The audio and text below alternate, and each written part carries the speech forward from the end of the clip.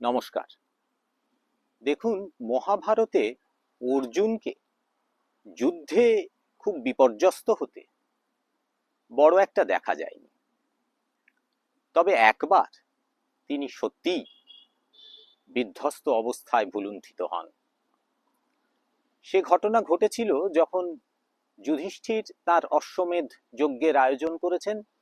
অশ্বমেধের ঘোড়াকে ছেড়ে দেওয়া হয়েছে এবং তার রক্ষক হয়ে অর্জুন বেরিয়েছেন নানা দেশ ঘুরতে।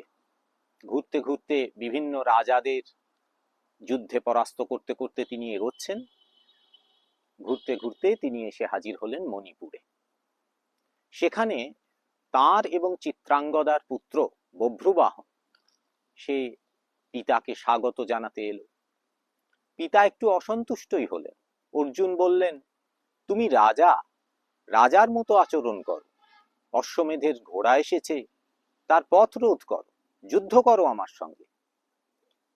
তারই প্ররোচনায় এবং বভ্রুবাহনের বিমাতা অর্থাৎ অর্জুনের আরেক স্ত্রী নাগকন্যা উলুপি তার পরামর্শে বভ্রুবাহন তার পিতা অর্জুনের বিরুদ্ধে যুদ্ধ শুরু করলেন।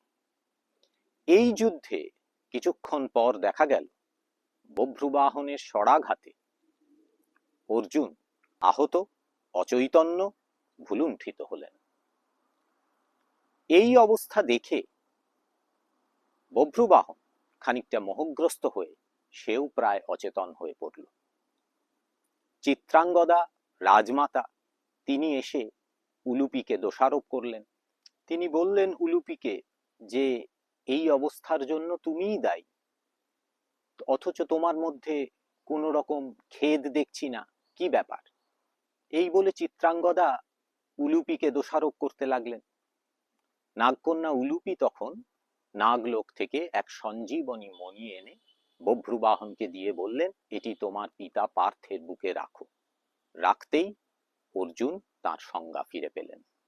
তখন তিনি বভ্রুবাহনকে বললেন, নাগকন্যা উলুপি বললেন যে বভ্রুবাহন, শোক করো না, তোমার পিতা দেবতাদেরও অজেয়, তিনি দেবরাজ ইন্দ্রেরও অজেয়।